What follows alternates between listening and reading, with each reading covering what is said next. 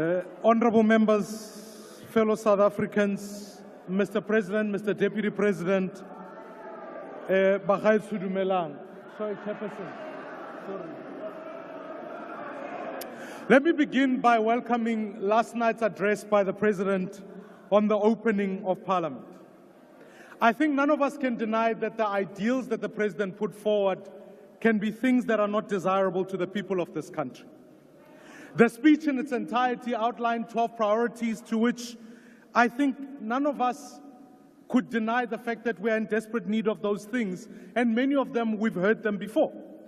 But as Build One South Africa, I want to reaffirm that we want to play a constructive role in being able to hold the executive to account and speak about where we go in terms of this government of national unity. It's in the light of that spirit that I want to, Mr. President, look at perhaps a 30-year period since 1994 and ahead to 2030, highlighting some lessons we can learn. The first is perhaps the period between 2000 to 2010. What could be defined from unity to execution? We had one priority, which was to focus on delivering a sensible World Cup. We averaged growth of 3.5%. Because we did one thing, we narrowed priorities. We prioritized policing and started to spend more on policing and saw the reduction of murder. We borrowed to fund infrastructure rather than to keep our social spend. Mr. President, it's worth noting the fact that at that time, that cabinet was much smaller than what it is today. I guess the lesson we can learn from that decade is that when we prioritize, choose priorities, we deliver growth.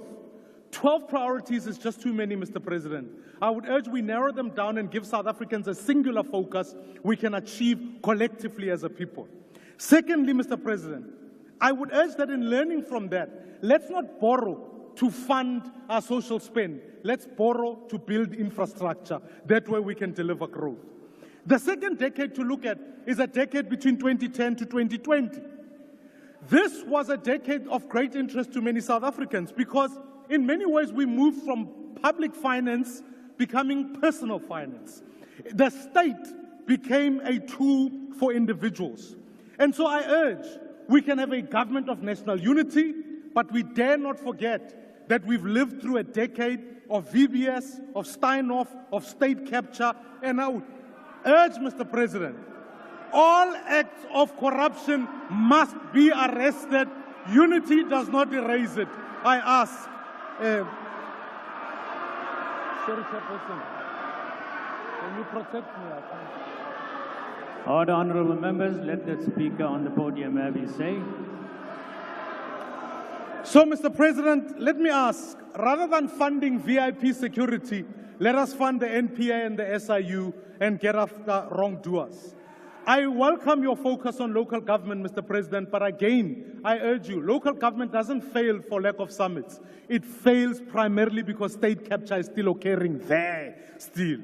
Let me go to the third decade because that's going to be the most important, from 2020 to 2030. I cite this because 6 years from now will be 2030 and the NDP was meant to be done. Mr. President, this will be a period defined by geopolitics. Start rounding up.